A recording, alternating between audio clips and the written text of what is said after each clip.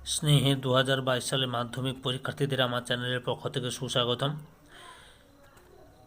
তোমাদের জন্য ABTA test paper 2021-22-এর 940 নম্বর পেজে ভূগোলের যে লাস্ট প্রশ্নপত্রের সেটটি রয়েছে সেই সেটের এমসিকিউ ও এসিকিউ প্রশ্নের উত্তরগুলো আলোচনা করছি।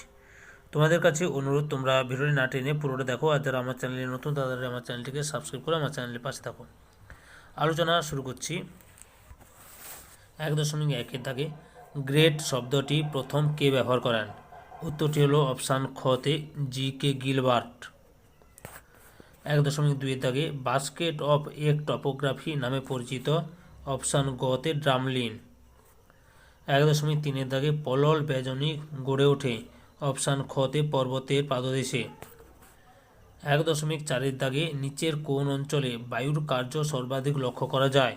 অপশান কতে মরুভূমি অঞ্চলে। এরপরে 1.5 দাগে বালুকাপূর্ণ মরুভূমিকে সাহারায় বলে? অপশান ঘতে আর্ক।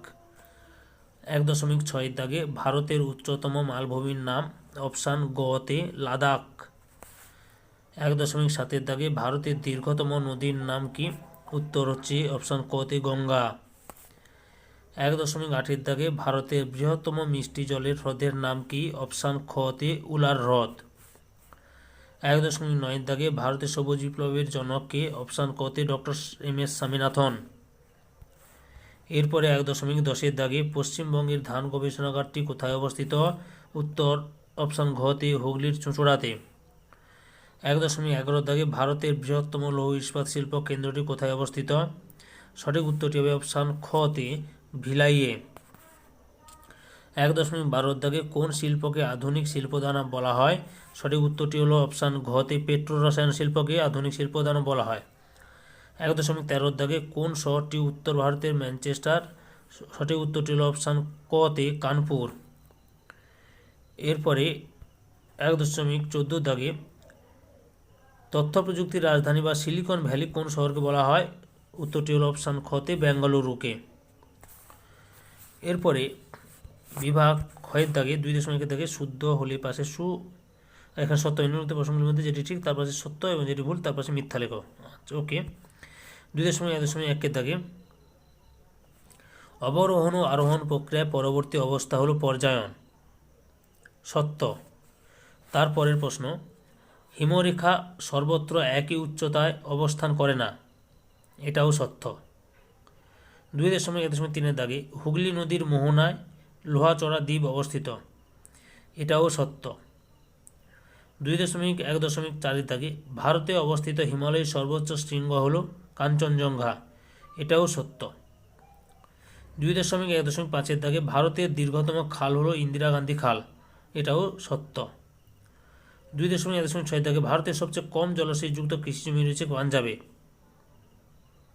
এটা ভুল, মানে অশুদ্ধ বা মিথ্যা।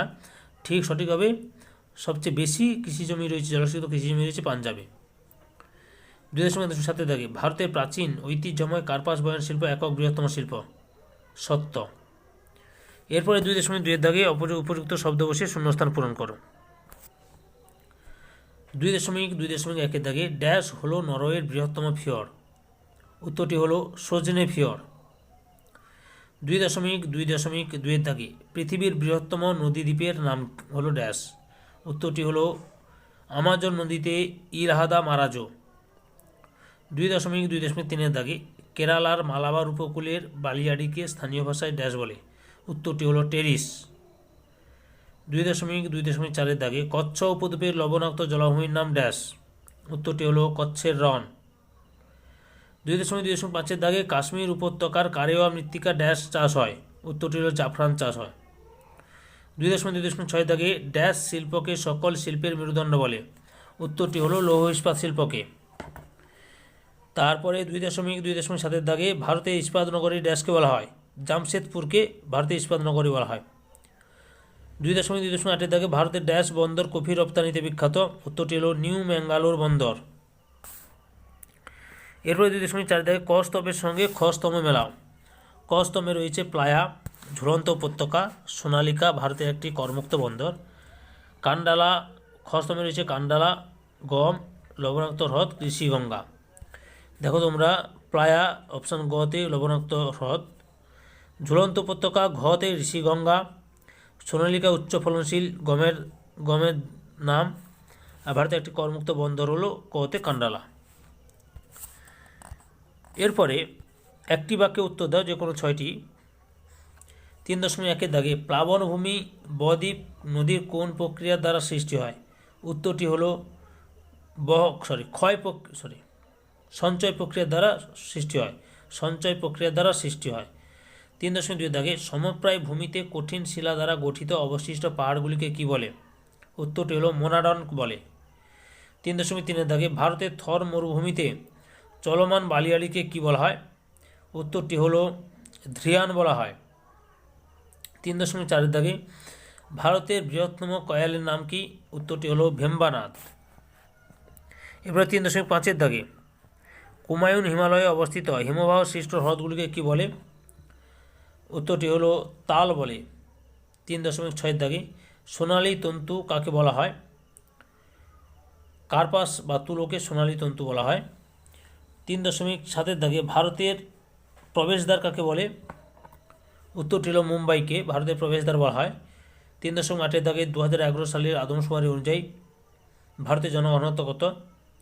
উত্তরটি হলো 382 জন প্রতি বর্গ কিমিতে।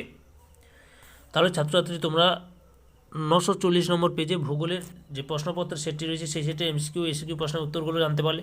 তোমাদের কাছে এই ভিডিওটি ভালো লাগলে বা এই ভিডিও থেকে তোমরা উপকৃত হলে আমার চ্যানেলটিকে সাবস্ক্রাইব করে আমার চ্যানেলের পাশে থাকো। সঙ্গে ডান দিকের বেল আইকনে অল অপশানে গিয়ে প্রেস করো যাতে পরবর্তী ভিডিও নোটিফিকেশন পাও। আর লাইক কমেন্ট ভিডিওটি তোমাদের একই ক্লাসে বন্ধু বান্ধবীদের শেয়ার করো। যারা অলরেডি আমার চ্যানেলটিকে সাবস্ক্রাইব করেছো এবং এই ভিডিওটি দেখলে তাদের সবাইকে অসংখ্য ধন্যবাদ।